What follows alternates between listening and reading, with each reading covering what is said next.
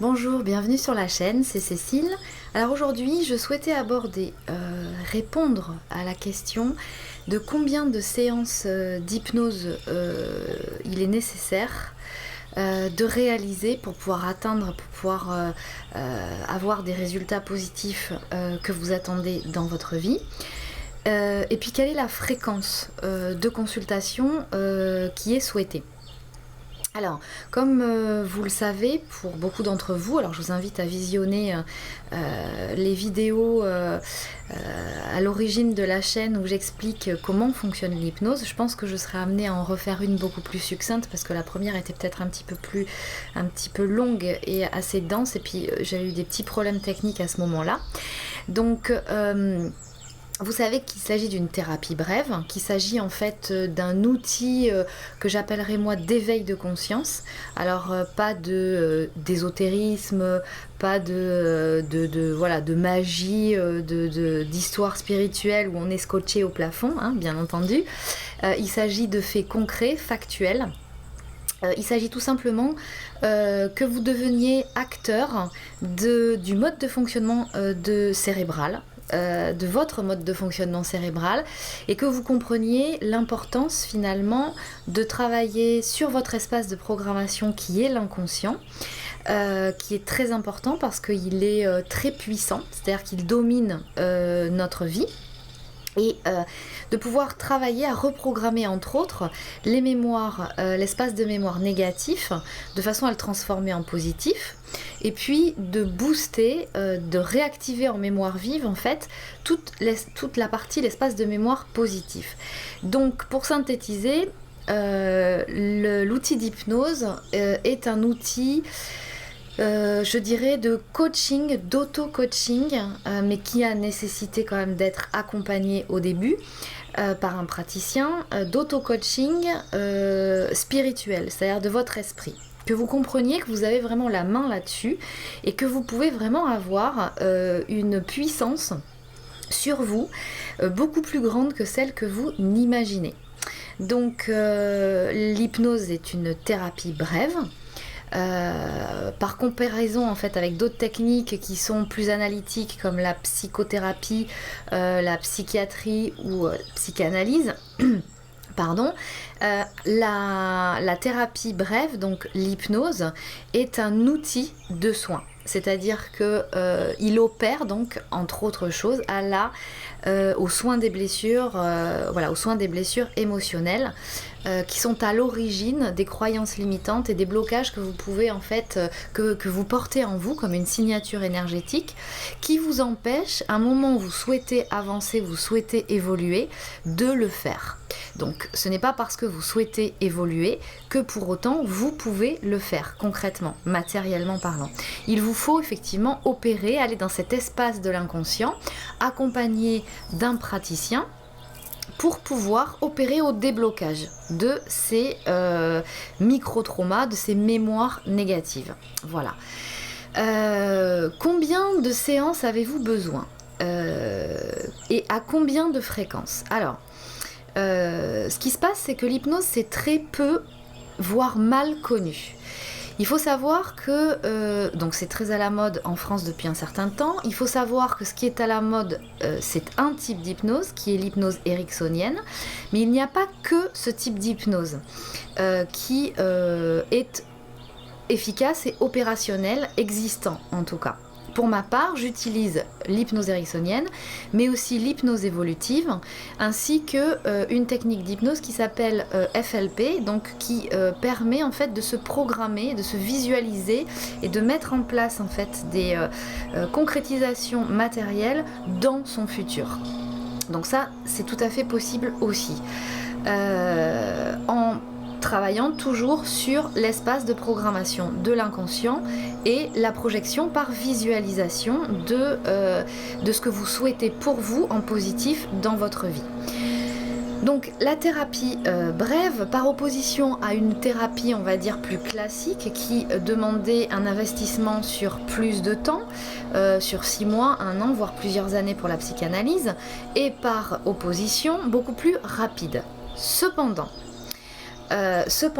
il faut savoir qu'il est quand même nécessaire pour être efficace, que ces thérapies brèves, notamment l'hypnose, soient réalisées en plusieurs séances.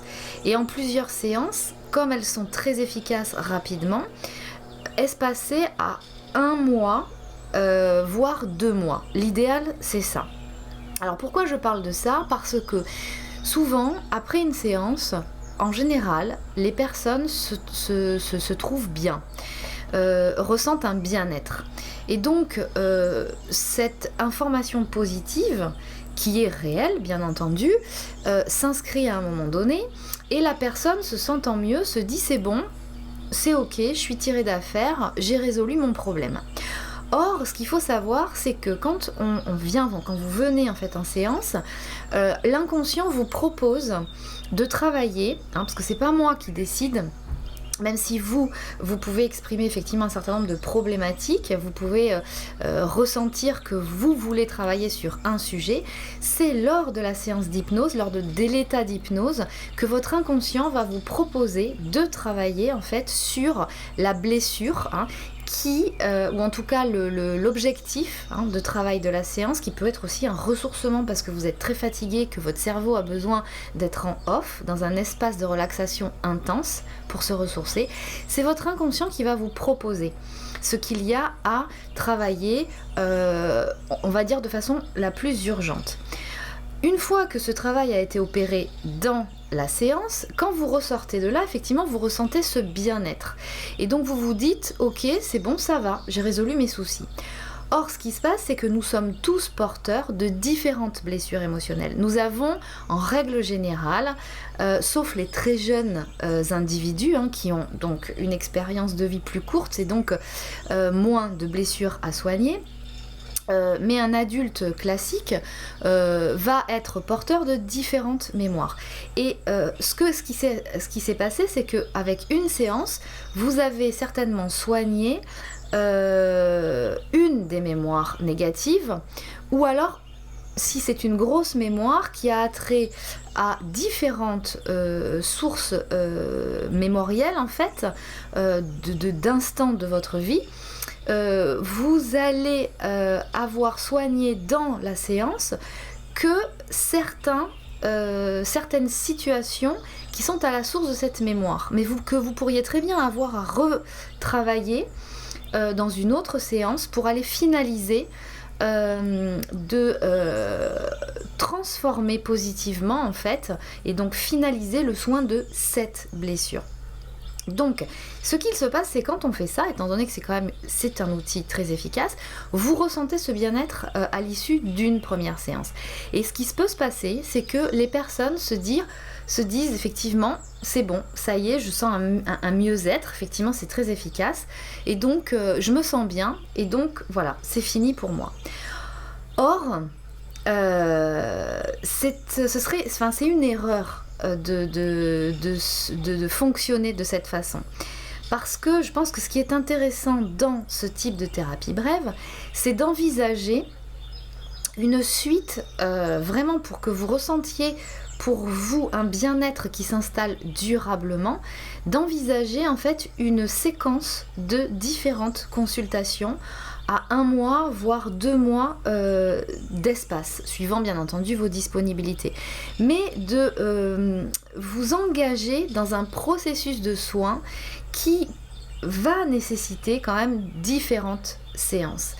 C'est important d'envisager ce programme, c'est un investissement vis-à-vis de vous-même finalement, parce que c'est vraiment à l'issue de cette séquence de consultation que vous allez vraiment opérer durablement une transformation individuelle qui va vraiment être efficace et inscrite en vous, qui va vous amener finalement une nouvelle signature énergétique, dans le sens où vous allez être porteur d'un espace de programmation, donc qui est votre inconscient, qui va vraiment être différent et à ce moment-là beaucoup plus positif pour vous, et donc qui va pouvoir commencer à se matérialiser dans la matière pour vous, se traduisant par un rééquilibre dans votre relationnel à votre entourage, et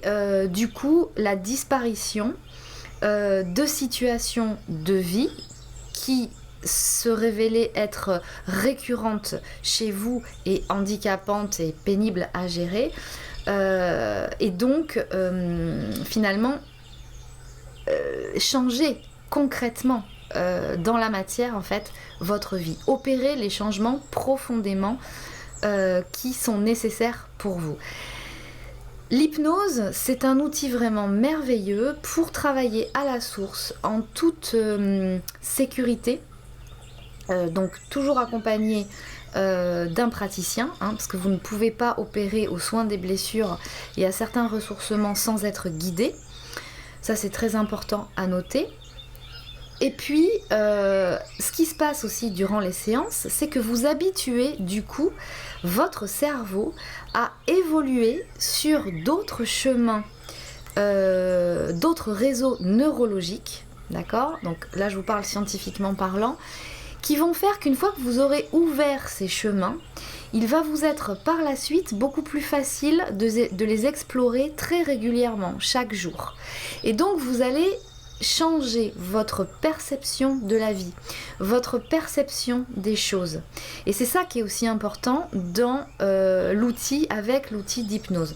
Moi, j'aborde personnellement mes séances comme des séances d'accompagnement de soins, de ressourcement, pour aider les gens en fait à déterminer les objectifs de vie, quels que soient les secteurs de leur vie, qui leur conviennent, et de booster toutes les mémoires positives de façon à ce qu'ils atteignent leur objectif de façon positive, qu'ils se projettent aussi dans un avenir qui leur correspond de façon positive, quel que soit l'univers de leur vie.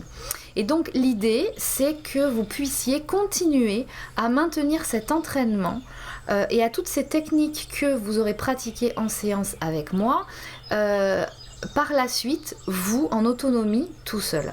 Alors qu'est-ce qui se passe en séance, effectivement, on fait la pratique de l'hypnose classique que j'adapte en fonction de la problématique de la personne et du mode de fonctionnement de la personne en hypnose ericksonienne ou bien en hypnose évolutive ou bien en hypnose FLP, progression vers le futur, en fonction des cas.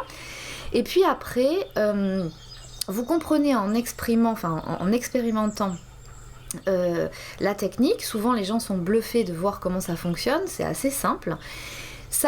Vous restez maître de la situation, c'est-à-dire que moi je ne suis pas là pour vous dire ce que vous devez faire, ce qui est bon pour vous, je suis là pour sécuriser la séance, pour que si vous contactez en fait des mémoires qui sont pas forcément agréables, vous le fassiez sur une technique de dissociation de façon à ce que vous opériez au changement positif, c'est ça qui est important dans la séance. Mais c'est vous qui ressentez vraiment ce qui est bon pour vous de mettre en place, ce qui vous correspond. Donc ça, c'est un point très important. C'est extrêmement bienveillant vis-à-vis de vous et le praticien n'est pas quelqu'un qui vous impose quelque chose. Ça, c'est fondamental. Ensuite, à l'issue de la séance, moi, je vais vous orienter. Je peux vous conseiller par contre, et libre à vous de le faire ou de ne pas le faire, sur des techniques ou un accompagnement avec d'autres professionnels, notamment en naturopathie par exemple, pour vous accompagner, ne serait-ce que si vous décidez, et ça c'est vous seul qui le faisiez, c'est souvent le cas de gens qui décident, étant sous antidépresseurs anxiolytiques, de se sevrer par rapport à ce protocole médicamenteux, donc il faut un certain temps pour ça, donc de vous accompagner pour rééquilibrer vos émotions dans votre vie au quotidien, effectivement vous faire accompagner par certaines techniques énergétiques si c'est nécessaire pour pouvoir rééquilibrer un dysfonctionnement quel qu'il soit, d'accord ? Donc ça peut être un complément. Je vous accompagne, je vous conseille en tout cas sur un type de lecture qui peut vous aider en fonction de la problématique que vous vivez dans votre vie. Donc bien entendu, libre à vous de vous faire votre propre choix avec tout le discernement qui vous appartient, d'intégrer cette information ou pas, si elle fait écho en vous ou pas. Voilà. Si je pouvais synthétiser quelque part ce qui est très important et ce que l'hypnose telle que je la pratique, que je la conçois, vous amène, c'est à développer votre propre guidance. C'est à vous remettre en contact avec ce que je pourrais appeler votre essence, votre être authentique. Vous pouvez l'appeler âme aussi si vous voulez, en toute laïcité. De façon à ce que vous l'écoutiez, à ce que vous cheminiez sur votre chemin de vie, qui n'est autre que ce que votre âme vibre finalement. Donc de revenir à beaucoup plus d'authenticité, de mettre l'ego de côté, donc le mental de côté, de l'utiliser pour ce que l'ego vous apporte, parce qu'il vous apporte quelque chose, mais de discerner vraiment la part du personnage égotique que nous avons tous, et vous rapprocher beaucoup plus de votre âme, de ce que vous vibrez, de ce qui vous fait, plaisir et ce qui vous rend joyeux dans votre vie. Donc de développer votre propre guidance, votre discernement, c'est très important, et de continuer à exercer votre cerveau à des pensées positives. Voilà, à un mode de vie positif qui vous concerne. Et je peux vous assurer que tout ce que vous allez faire en faisant ce travail-là, qui nécessite un certain nombre de séances et pas qu'une seule, parce qu'à un autre moment va se représenter effectivement une autre blessure qui demande à être réparée, et vous allez vous retrouver dans des situations peut-être encore une fois en urgence d'un mal-être. Donc l'idée c'est de ne pas attendre forcément que la chose arrive, et finalement de investir un temps pour vous, pour pouvoir vous occuper de vous, prendre soin de vous. Et tout cela aura bien entendu un impact positif dans votre vie, et je vous assure aussi que ça aura un impact positif pour votre entourage. Parce que si vous allez bien, si vous êtes équilibré, épanoui, peu importe ce qui se passe dans votre vie, peu importe ce qui continue de se passer dans le monde, votre impact énergétique, votre impact positif, donc votre ouverture de conscience vis-à-vis de vous-même et de ce qui se passe dans la vie en général, va apporter, entre autres choses, votre contribution aussi positive au monde. Voilà, par les temps qui courent, ce n'est pas du luxe. Je vous dis à très bientôt pour de nouvelles vidéos, et prenez soin de vous.